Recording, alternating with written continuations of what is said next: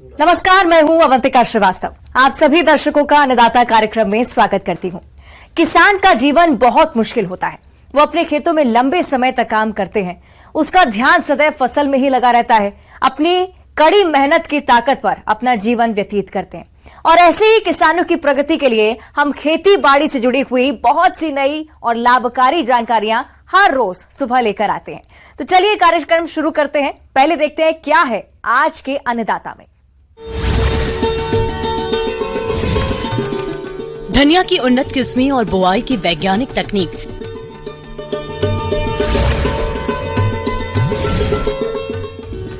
मधुमक्खियों और मधु बॉक्सों को देखरेख का सही तरीका।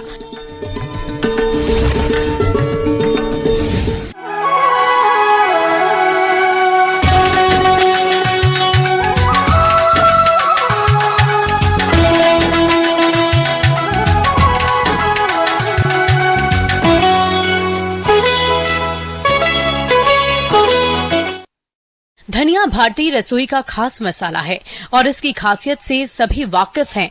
धनिया की पत्तियों की महकती खुशबू का तो जवाब ही नहीं। सूखा और ठंडा मौसम इसकी खेती के लिए सबसे अच्छा होता है। इसलिए अगर आप चाहें तो इस समय धनिया की हरी पत्तियों और दाने दोनों के लिए खेती कर सकते हैं। तो चलिए इसकी खेती के बारे में जानते हैं कृषि विज्ञान केंद्र जिला मधुबनी के कृषि वैज्ञानिक डॉक्टर सर्वेश कुमार से।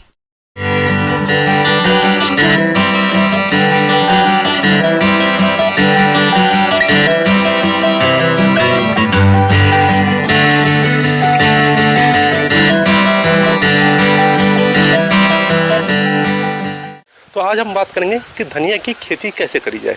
आप जानते हैं कि किसान बंधु कि धनिया का उपयोग हम लोग मसालों में करते हैं, साथ साथ हम हरी पत्तियों में इसका हम यूज करते हैं। धनिया का बहुत ही ज़्यादा मेडिसिनल वैल्यू भी होता है, क्योंकि इससे इस्तेमाल से हमारे पेट में बहुत सारी बीमारियां भी दूर हो जाती हैं। इसके लिए जो जलवायु होना चाहिए वो शीत जलवायु यानी कि ठंडी जलवायु होनी चाहिए। सोइंग के टाइम पे हल्की गर्मी, रात में ज़्यादा ठंडी, और जब हार्वेस्टिंग का टाइम हो यानी कि अप्रैल मार्च का महीना हो तब इसमें हार्वेस्टिंग करी जाती है। खेत की तैयारी के समय एक जुताई मिट्टी पलटने वाले हल से और 2 जुताइयां देशी हल या कल्टीवेटर से करने के बाद पाटा लगाकर खेत को समतल कर लेना चाहिए। साथ साथ में धनिया की खेती में अगर जल जमाव की स्थिति आ रही है तो वहाँ पे समस्याएं आएंगी। तो वाटर ड्रेनेज की प्रॉब्लम नहीं आनी चाहिए, आपका जल निकासी होना चाहिए। खेत की तैयारी करने के लिए आपको कम से कम 3 से 4 जुताई होनी चाहिए, और अंतिम जुताई से पहले आप किसान बंधु 15 टन गोबर प्रति हेक्टेयर दर से खेत में मिला देंगे। इसके साथ किसान बंधु हम लोग बात करेंगे, हम INM की बात कर रहे हैं, इंटीग्रेटेड न्यूट्रिएंट मैनेजमेंट यानी पोषक तत्व प्रबंधन की। अगर हम असिंचित क्षेत्र की बात करें यानी हम पहाड़ी की बात करें जहाँ बारिश अपने आप होती है, हमें इरीगेशन सुविधा नहीं होती है, तो वहाँ पे हम लोग 20 किलो नाइट्रोजन, 30 किलो फास्फोरस और 20 किलो पोटास हम लोग प्रति हेक्टेयर इस्तेमाल कर सकते हैं। परंतु बिहार की कंडीशन में जहाँ पे ऐसी नहीं है यानी कि सिंचित दशा में बात करी जाए तो जहाँ पे इरीगेशन करना है, वैक्सीन अमून धनिया के खेत में 4 से 6 बार हमको इरीगेशन करना पड़ता है, और इरीगेशन कंडीशन हमको 40 किलो नाइट्रोजन, 50 किलो फास्फोरस और 30 किलो हमें पोटेशियम डालना पड़ता है किलोग्राम प्रति हेक्टेयर के हिसाब से। नाइट्रोजन को हमें एक साथ पूरा नहीं डालना पड़ता है। फास्फोरस और पोटेशियम को आप सोइंग के टाइम डाल सकते हैं, परंतु नाइट्रोजन को आप 3 हिस्सों में डिवाइड कर दीजिए। उसकी 1/3 डोज आपको बुआई के समय, साथ साथ में 1/3 की डोज जो आप पहला इरीगेशन करेंगे धनिया में तब आपको डालना है। उसके बाद जो आपका 1/3 जो बाकी बचा नाइट्रोजन है वो आपको फ्लावरिंग के टाइम पे आपको डालना होता है। यदि हम उन्नतशील प्रभेद की बात करें, वैरायटी की बात करें, तो हमारे university Rajendra Prasad agriculture university से जो वैरायटी है राजेंद्र स्वाति, आप उसका इस्तेमाल कर सकते हैं। इसमें जो है आपकी उपज जो है 15 से 18 कुंटल प्रति हेक्टेयर आती है। साथ साथ में गुजरात कोरिएंडर 1, गुजरात कोरिएंडर 2, पंथ हरितिमा, LCC 133 ये अन्य वैरायटी है जिसमें भी आप अच्छी उपज प्राप्त कर सकते हैं। LCC 133 की कहा जाता है कि ये वैरायटी जो है आपको कम से कम 20 से 25 कुंटल धनिया भी उपज दे सकती है। किसान भाइयों, बीज को हमेशा किसी प्रमाणित संस्था से ही खरीदना चाहिए और बीज को बोने से 8 से 10 घंटे पहले पानी में भिगा देना चाहिए। साथ ही भूमि जनित रोगों से बचाने के लिए मैकोजेब 3 ग्राम दवा से प्रति किलोग्राम बीज को उपचारित करना चाहिए। और धनिया की उसमें क्या है, प्लांट टू प्लांट डिस्टेंस यदि 10 सेंटीमीटर कर दी जाए तो आने जो वाला दाने की आवश्यकता होगी हम उसका इस्तेमाल कर सकते हैं। यदि हम बात करें हम लोग वीड मैनेजमेंट की, जैसे कि आप देखें कि धनिया जो है और घास में बहुत ज़्यादा कंपटीशन होगा, तो जब कंपटीशन की बात हो जाएगी तो धनिया की पैदावार घट जाएगी। किसान भाइयों, खरपतवार ऐसे अनचाहे पौधे हैं जो फसलों के साथ पानी, प्रकाश और पोषक तत्वों और स्थान के लिए मुख्य फसल के साथ प्रतिस्पर्धा करते हैं। वहीं दूसरी तरफ ये खरपतवार फसल में रोग और कीटों व्याधियों को फैलाने का भी कार्य करते हैं, जिससे फसल की पैदावार में भारी गिरावट हो जाती है। इसके अलावा इन खरपतवारों के बीज फसलों की उपज मिलकर इसकी गुणवत्ता को भी खराब कर देते हैं। इधर खरपतवार के नियंत्रण हेतु रासायनिक दवाओं का प्रयोग काफी बढ़ा है, जिसके कारण भूमि और वातावरण में प्रदूषण खतरा बढ़ने के साथ साथ कुछ खरपतवारों में इन शाकनाशी रसायनों के प्रति सहनशीलता भी बढ़ी है। इसलिए ऐसी परिस्थिति में खरपतवारों के नियंत्रण के लिए समेकित खरपतवार प्रबंधन प्रणाली को अपनाया जाना अति आवश्यक है। गर्मियों में खेतों की गहरी जुताई करें, समुचित फसल चक्र अपनाएं और खरपतवार रहित प्रमाणित बीजों का प्रयोग करें। वही बुआई हमेशा लाइनों में करना उचित रहता है। पौधों से पौधों की दूरी और लाइन से लाइन की दूरी उचित रखें, जिससे निकाई गुड़ाई करने में आसानी रहती है। वही उगे हुए खरपतवारों को नष्ट करने के लिए निकाई गुड़ाई करते रहें। खेतों में पूरी सड़ी हुई गोबर या कंपोस्ट की खाद का ही प्रयोग करें। हरी खाद का प्रयोग करने से खरपतवार कम उगते हैं। धनिया की कटाई के लिए आप वैसे तो हम लोग हरे पत्ते के लिए यूज करते हैं, परंतु जो लोग बीज के लिए करते हैं, यानी कि जो उसको प्रॉपर हार्वेस्टिंग के टाइम तक जाते हैं, बीज बनाना चाहते हैं, उसके लिए 110 से 140 दिन का आपका टाइम लगता है। यदि हम असिंचित क्षेत्र की बात करी जाए तो उसमें हमारा 8 से 10 कुंटल प्रति हेक्टेयर ईल्ड आती है, और यदि हम सिंचित क्षेत्र की बात करी जाए तो उसमें 18 से 25 कुंटल प्रति हेक्टेयर की दर से हमको बीज हमारा प्राप्त होता है। इसी बंधुओं के साथ आपको कहूँगा कि धनिया के साथ हमेशा आप आलू की या अभी जो हमारा मक्का आ रहा है उसकी भी आप इंटरक्रॉपिंग कर सकते हैं। ये किसान बंधुओं को एक पंथ दो काज, यानी कि आपका जो आलू है और धनिया है या मक्का है, इनके साथ भी आप डबल फायदा या डबल मुनाफा आप ले सकते हैं। किसान भाइयों, अभी तक आपने खेती से जुड़ी हुई कुछ उपयोगी जानकारियां देखी। अब लेते हैं एक छोटा सा ब्रेक, जल्दी लौटेंगे और कार्यक्रम में आगे भी हैं खेती बाड़ी से जुड़ी महत्वपूर्ण जानकारियां, तो बने रहिए हमारे साथ।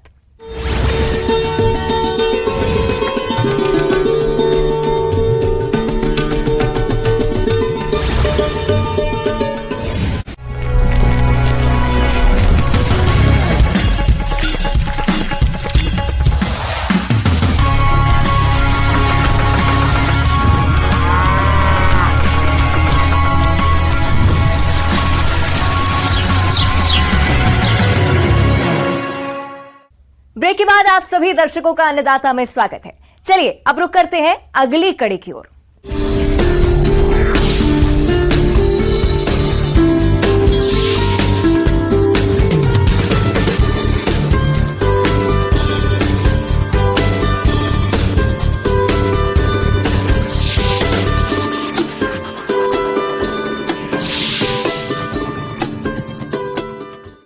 किसान भाइयों, किसी फसल के सफल उत्पादन में कई तरह की बाधाएं आती है, जिनमें से एक है हानिकारक कीटों का प्रकोप।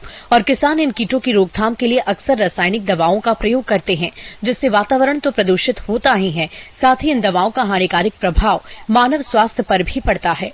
इतना ही नहीं, इनके प्रयोग से कृषि में लागत भी बढ़ जाती है। इसलिए इन रासायनिक दवाओं के दुष्प्रभाव से बचने के लिए अब किसानों को नीम आधारित कीटनाशक दवाओं का प्रयोग करना चाहिए, जिन्हें किसान अपने स्तर पर ही तैयार कर सकते हैं। देखिए हमारी ये खास रिपोर्ट।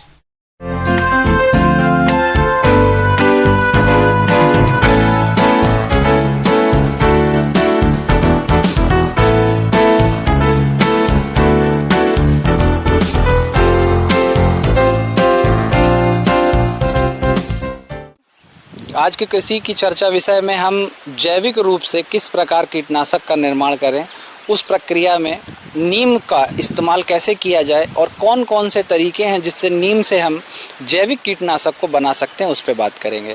तो जैसा कि किसान भाइयों आप जानते हैं कि सर्वत्र भारत में कोई भी ऐसा क्षेत्र नहीं है जहाँ पे नीम का वृक्ष नहीं पाया जाता। इसके साथ साथ हमारे क्षेत्र में कई और भी ऐसे पौधे होते हैं जिनका हम इस्तेमाल कीटनाशक बनाने के लिए कर सकते हैं। तो आज सबसे पहले हम बात करेंगे नीम के जैविक कीटनाशक बनाने की विधि। आज खेती में रासायनिक उर्वरक और खाद का प्रयोग निरंतर बढ़ता ही जा रहा है। ऐसे में रासायनिक खाद से पैदा हुए फल, सब्जी और अनाज के सेवन से कई प्रकार के रोग उत्पन्न हो रहे हैं। इसे देखते हुए सरकार की ओर से जैविक खेती को बढ़ावा दिया जा रहा है और इसी के तहत आज हम नीम से बने हुए कीटनाशक की चर्चा करेंगे। नीम एक ऐसा अद्भुत पेड़ है जिसे वैद्य की संज्ञा दी जाती है। इसकी पत्तियों से लेकर तने तक उभरे सूखे छिलके, निबोली, यहाँ तक कि पत्तियों के तिनकों में भी औषधीय गुण छुपे रहते हैं। इससे किसान भाई आसानी से बहुत कम लागत में घरेलू नीम कीटनाशक बना सकते हैं। सबसे पहले किसान भाइयों, आप जो है नीम की पत्तियों को इकट्ठा कर लें। इसकी मात्रा आपकी जैविक कीटनाशक बनाने की मात्रा पर निर्भर करती है। सामान्य रूप से हम 10 किलोग्राम यदि हरी पत्तियों को इकट्ठित करते हैं तो उसके द्वारा हम लगभग 5 लीटर का हमारा जैविक कीटनाशक को तैयार कर सकते हैं। इसके लिए सबसे पहले आपको 10 किलोग्राम हरी पत्ती को इकट्ठा करना है और उस पत्ती को तोड़कर पानी में 10 लीटर पानी में उसको आपको भिगो के रखना है। इसके लिए आपको पानी में 2 से 3 दिन तक पत्तियों को छोड़ देना है। उसके पश्चात चाहे हरी मिर्च या लहसुन, इनका 1-1 किलोग्राम की मात्रा पीस कर इसको आप उसमें डालकर इसको और अधिक प्रभावी बना सकते हैं। इस प्रकार से बने हुए मिश्रण को आपको लगभग धीमी आंच में तब तक गर्म करना है जब तक इसका जो अर्क है वो इसकी आधी मात्रा पे ना पहुंच जाए, अर्थात वो 5 लीटर की मात्रा पे ना पहुंच जाए। और इस प्रकार ये जो आपका तैयार मिश्रण है इसको आप प्रति लीटर पंप में डालकर, अर्थात 1 लीटर यदि आप एक पंप में डालेंगे, एक पंप सेट में, और इसका इस्तेमाल आप अपनी प्रभावी सब्जी वाली फसल हो उस पर आप प्रभावी रूप से नियंत्रण करने के लिए, कीटनाशक हो चाहे बीमारी हो, इसके लिए आप इस्तेमाल कर सकते हैं। सबसे पहले 10 लीटर पानी लें और उसमें 5 किलोग्राम नीम की हरी या सूखी पत्तियां या बारीक पिसी हुई नीम की निबोली, 10 किलोग्राम छाछ और 2 किलोग्राम गौमूत्र, 1 किलोग्राम पिसा हुआ लहसुन, इन सबको एक प्लास्टिक के ड्रम या मिट्टी के बर्तन में मिश्रित कर लें। फिर एक लकड़ी से इनको अच्छी तरह से मिलाएं। इसके बाद 5 दिनों तक किसी बड़े बर्तन में ढककर रख दें। ये भी ध्यान रखें कि हर दिन 5 दिनों तक दिन में 2 से 3 बार इस घोल को अच्छी तरह लकड़ी से मिलाते रहें। जब इसका रंग दूधिया हो जाए तो इस घोल में 200 मिलीग्राम साबुन और 800 मिलीग्राम टिपोल मिला दें। अब इसका प्रयोग फसलों में अन्य कीटनाशकों की तरह किया जा सकता है। इसी के साथ हम देखते हैं कि आज जो है कीटनाशक के नियंत्रण के लिए इसके नीम के तेल का भी इस्तेमाल किया जाता है। तो नीम का तेल सामान्य रूप से किसान भाइयों आपको मार्केट में भी मिल जाएगा और इसके लिए आप नीम के तेल की मात्रा को 100 ml की मात्रा को यदि 1 लीटर पानी में घोलकर उसमें यदि आप थोड़ा सा अपना 80 ml के आसपास यदि कोई भी जो घर में उपस्थित डिटर्जेंट है उसको मिलाकर 10 लीटर पानी में पूरा घोल तैयार करके इस्तेमाल करते हैं तो ये भी कीटनाशक आपके छोटे स्तर पर प्रभावी रूप से कीट नियंत्रण करने में आपकी मदद करेगा। तो इस प्रकार से आप जैव कीटनाशक का निर्माण नीम की सहायता से आसानी से कर सकते हैं। नीम की खली से कीटनाशक बनाना। नीम की खली से भी कीटनाशक तैयार किया जा सकता है। इसके लिए सबसे पहले 3 किलोग्राम कुटी हुई निबोली को करीब 15 से 16 लीटर पानी में 3 दिनों तक फूलने दें। इसके बाद चौथे दिन धतूरे का रस 100 ग्राम, हरी मिर्च 250 ग्राम को कूटकर मिला लें। इससे करीब 3 लीटर अर्क निकाल लें। करीब 15 लीटर शुद्ध पानी में 1.5 लीटर अर्क को मिलाकर सुबह के समय इसका छिड़काव पौधों पर करें। ये दवा पौधों और पत्तों पर लगने वाले कीटों, मच्छरों और माहू आदि से बचाव के लिए काफी कारगर साबित होती है। इस कीटनाशक का छिड़काव करते समय इस बात का ध्यान रखें कि इसका छिड़काव 1 माह पुरानी फसल पर ही करें। तो किसान भाइयों फिर सवाल आता है किसान भाइयों का कि ये किन किन कीटों के लिए प्रभावी होता है। तो सामान्य रूप से हम सब्जी वाली फसलों पर इसका उपयोग करते हैं तो प्रभावी नियंत्रण देखने के लिए मिलता है। साथ ही साथ ये उन कीटों के लिए बहुत प्रभावी है जो पत्तियों पर लग के उसका रस चूसते हैं और यदि हम इन प्रकार के कीटों के नियंत्रण के लिए रासायनिक दवा का इस्तेमाल करते हैं तो उसका जो लागत मूल्य है वो भी काफ़ी ज़्यादा होता है। तो यदि हम इन जैविक कीटनाशकों का उपयोग करें जैसे जो नीम आधारित हैं तो हमारी लागत मूल्य में भी कमी आएगी। साथ ही साथ किसान भाइयों, जो एक बहुत महत्वपूर्ण बात यह है कि आपको कभी भी जब इस कीटनाशक का इस्तेमाल करें तो फसल की जो अवधि वो 1 माह की होनी चाहिए। 1 माह पुरानी फसल पे जब आप इसका इस्तेमाल करेंगे तो किसी भी प्रकार का दुष्प्रभाव के लक्षण आपको देखने के लिए नहीं मिलेंगे। तो आशा करता हूँ किसान भाइयों को ये जो कीटनाशक है, जैविक कीटनाशक निर्माण की विधि, उसके बारे में जानकारी पाकर अच्छा लगा। आगे और भी है खेती बाड़ी से जुड़ी हुई बहुत सी रोचक जानकारियां, पर यहां पर रुकेंगे एक और छोटे से ब्रेक के लिए। जल्द हाजिर होते हैं।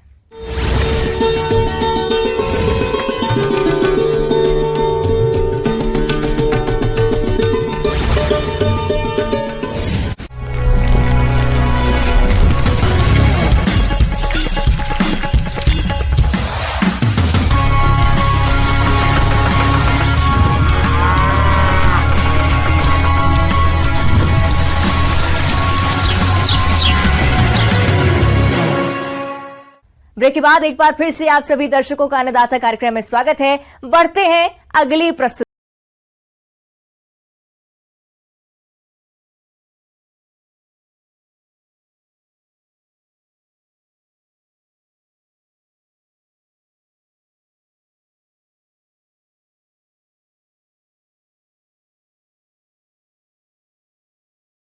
मौसम में बदलाव का दौर जारी है। काफी तेज बारिश हो जाती है तो कभी तेज धूप। इसका प्रभाव मधुमक्खियों पर भी देखने को मिल रहा है। इस समय वातावरण में फूलों की कमी होती है जिससे इनको समुचित आहार नहीं मिल पाता। वहीं दूसरी ओर इन दिनों मधुमक्खियों के शत्रु कीटों की संख्या भी बढ़ जाती है। जो किसान मधु उत्पादन व्यवसाय से जुड़े हैं, अगर वो इनका सही तरीके से प्रबंधन करें तो विपरीत मौसम में भी इनसे अच्छा लाभ कमा सकते हैं। चलिए इस बारे में जानते हैं कृषि विज्ञान केंद्र दरभंगा के कीट वैज्ञानिक डॉक्टर गौतम कुमार कुणाल से।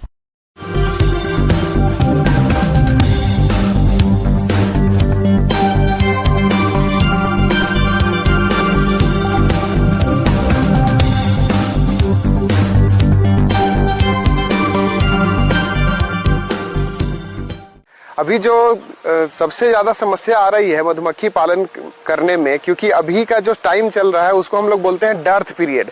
डर्थ पीरियड कहने का मतलब इस मौसम में आप मान करके चलिए कि मार्च से लेकर के सितंबर तक का ये ऐसा महीना है जिसमें कि फूलों की संख्या कम होती है। खास करके अभी जो जुलाई अगस्त सितंबर वाला समय है इसमें बहुत कम मिलता है, जिससे कि मधुमक्खियों को पराग कण या फिर पराग लेने में बहुत समस्या होती है।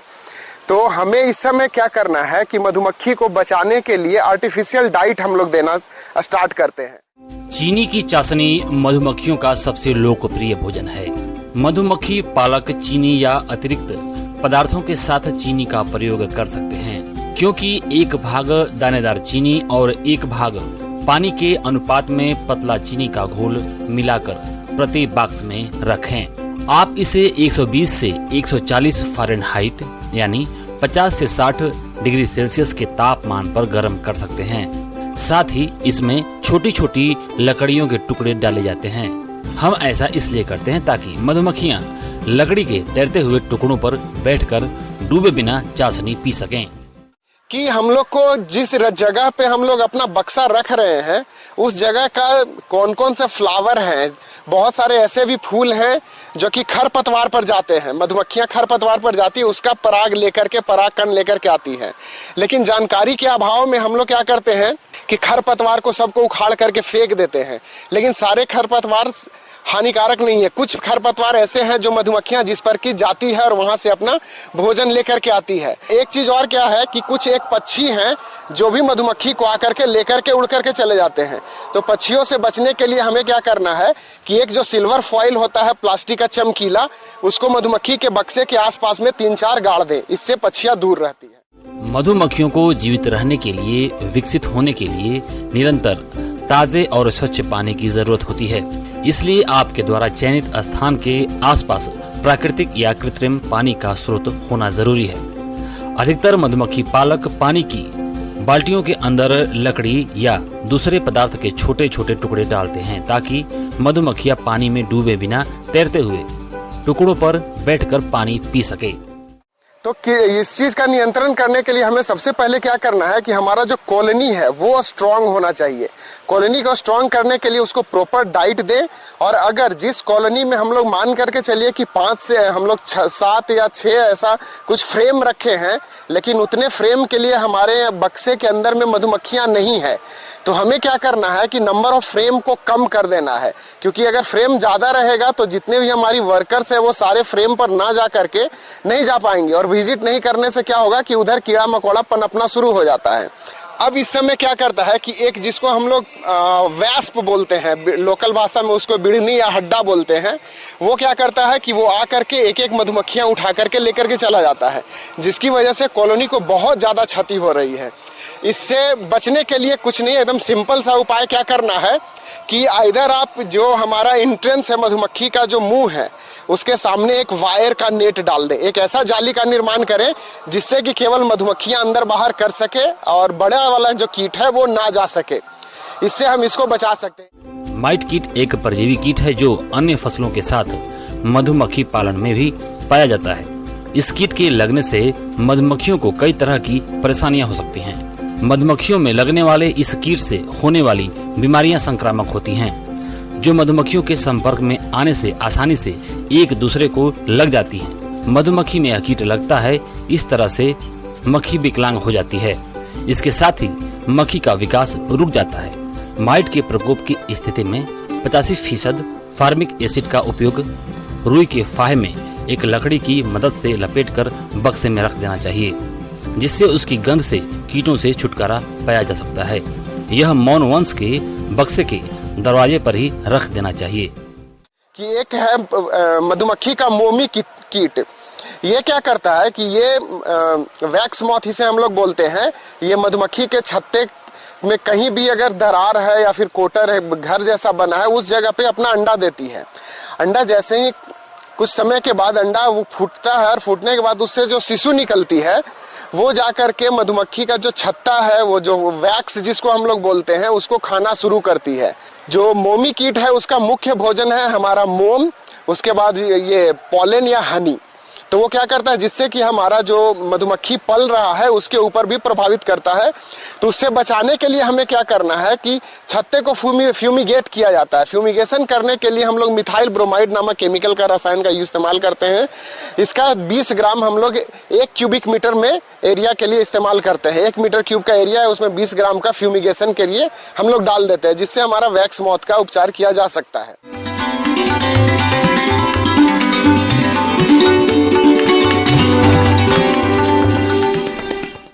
अन्नदाता हेल्पलाइन निशुल्क फोन संपर्क सेवा के माध्यम से आपके द्वारा पूछे गए प्रश्नों में से 1 या 2 महत्वपूर्ण प्रश्न को हम आपके कार्यक्रम में शामिल करते हैं। इसी के तहत आज का चयनित प्रश्न और उसका जवाब इस प्रकार है। आज के अन्नदाता कार्यक्रम में हमने जो प्रश्न शामिल किया है उसे पूछा है गांव लोदीपुर, जिला पटना से महेंद्र सिंह जी ने। आप पशुओं में परजीवियों की समस्या के समाधान पर जानकारी चाहते हैं, तो महेंद्र जी आपकी जानकारी के लिए देखिए कार्यक्रम का यह अंश। कृमिनाशक दवा का उपयोग, जिसको डिवॉर्मिंग बोला जाता है, पशुपालन में एक महत्वपूर्ण योगदान रखती है। इसका एक अलग महत्व है। चूंकि जो कृमि होता है पशु के पेट में होती है, वो क्या करता है, जो आप खाना खिला रहे हैं, जो न्यूट्रिशन दे रहे हैं उसको खा लेता है। इसके साथ साथ जानवर के अंदर ब्लड जो होती है उसको भी चूसता है, जिसके कारण अपना जानवर कमज़ोर हो जाती है। और इसके साथ साथ उसका प्रोडक्शन, मतलब दूध उत्पादन से लेकर उसकी वृद्धि सब कुछ कम हो जाती है, जो कि हिडन रहती है, आपको दिखता नहीं है। बहुत धीरे धीरे करके पशु को उत्पादन कम करती है और उसको बीमार भी करती है। किसान भाइयों, अंतः परजीवी जैसे गोलकृमि, फीताकृमि आदि पशुओं में दूषित चारा, दाना खाने से और नदी, पोखर, तालाब का गंदा पानी पीने पर पेट में हो जाते हैं, जो पशुओं के स्वास्थ्य पर बुरा प्रभाव डालते हैं, जिससे पशुओं में कई तरह की बीमारियां होने की संभावना बनी रहती है। चूंकि बरसात के समय कृमि का प्रकोप होने की संभावना बढ़ जाती है। बरसात के समय क्या होता है कि बारिश होती है, पानी जमा रहता है, वहाँ घोंघा में कृमि का विकास होता है और वो कृमि विकसित होकर जो घास होते हैं उसके हरे हरे पत्ते होते हैं सबसे ऊपर में, वहाँ पर जाके बैठा रहता है। अपना पशु जब चरने जाती है तो सबसे पहले उसी को खाती है, जो कि उसके पेट में जाता है और इन्फेक्शन करता है। इसलिए बरसात के समय में पतला पैखाना होने की शिकायत भी अधिक रहती है। अक्सर देखने में आता है कि हमारे कुछ पशुपालक भाई अपने दुधारू पशुओं में आने वाले बाह्य परजीवियों पर ठीक तरह से ध्यान नहीं दे पाते। इसका विपरीत प्रभाव पशु के स्वास्थ्य के अलावा उसके दुग्ध उत्पादन पर देखने में पड़ता है। ये बाह्य परजीवी पशुओं का खून चूसकर उनके स्वास्थ्य पर प्रभाव डालते हैं, जिससे पशु कमजोर और बीमार पड़ जाते हैं। जैसा समस्या आती है उसके अनुसार 6 महीने पर दवा रिपीट करें, या बहुत ज़्यादा आपके क्षेत्र में प्रकोप है तो 3 से 4 महीने पर भी रिपीट कर सकते हैं। मतलब 4-4 महीने पर साल भर में 3 बार भी दवा दी जा सकती है, गाय भैंस जितने हैं सभी में। परजीवी से बचाव के लिए पशुशाला की नियमित साफ सफाई करें। हो सके तो सप्ताह में 1 बार पशुशाला को लाल दवा या फिनाइल से धोएं। साथ ही चूने का भुरकाव करें। पशुओं को बरसात के दिनों में चारागाह चराने न ले जाएं। बाढ़ग्रस्त इलाकों से पशुओं के लिए चारा न लाएं, क्योंकि ऐसे इलाकों में चारा परजीवियों और अन्य फफूंद से दूषित होता है। पशुओं को चारा देने से पहले अच्छी तरह से साफ कर लें। परजीवी से बचाव के लिए पशु के शरीर पर अच्छी तरह से लगाएं, लेकिन इनका प्रयोग करते समय कुछ सावधानी रखें। जैसे दवाई लगाने के समय बड़े पशु या बछड़े बछड़ियों के मुंह में मुसीका लगा देना चाहिए, जिससे वो अपने शरीर को चाट ना सकें, जिससे पशु को किसी भी तरह का नुकसान ना हो। उसके बाद जब गाभिन पशु की बात आती है तो बेहिचक आप कृमिनाशक दवा का उपयोग करें। इसके लिए अलग दवा होती है, मतलब फेनबेंडाजोल कंपोजिशन की होती है। इसके साथ जो भी सेफ ड्रग हो, प्रेगनेंसी सेफ हो, वो कृमिनाशक दवा का उपयोग करें और ज़रूर उपयोग करें जब उसका समय हो जाए। तो मार्केट में बहुत सारी दवा उपलब्ध हैं। पशु चिकित्सक से सलाह कीजिए और कृमिनाशक दवा का उपयोग कीजिए। ऐसे नॉर्मल वे में जो उपयोग में आती है अल्बेंडाजोल और फेनबेंडाजोल कंपोजिशन की, इसका आप शुरुआत में उपयोग कर सकते हैं। अल्बेंडाजोल होती है वो 3 ग्राम की आती है, 1.5 ग्राम की भी आती है। तो लगभग जो 300 किलो वजन की गाय है, 300 से 400 किलो वजन की, उसमें 3 ग्राम के अल्बेंडाजोल से भी काम चल जाती है। मतलब इसका जो डोज होता है 10 मिलीग्राम प्रति किलो वजन के हिसाब से दी जाती है। किसान भाइयों, अन्नदाता आपकी सेवा के लिए संकल्परत है। कृषि संबंधित समस्या और सुझावों के लिए आप हमें इस पते पर संपर्क कर सकते हैं। प्रोड्यूसर अन्नदाता, news 18 Bihar Jharkhand, Ramoji film city Hyderabad 501512। साथ ही आप हमें ईमेल भी कर सकते हैं। हमारा ईमेल है p18annadatabihar@nw18.com। इसके अतिरिक्त आप हमें निःशुल्क हेल्पलाइन नंबर 1800-889-2163 पर सोमवार से शनिवार सुबह 10 बजे से शाम 4 बजे के बीच संपर्क कर सकते हैं। किसान भाइयों, अब समय हो रहा है आपसे विदा लेने का, तो हमारी अन्नदाता टीम को दीजिए इजाजत। कल फिर आपसे मुलाकात होगी कृषि संबंधित कुछ और महत्वपूर्ण जानकारियों के साथ। नमस्कार।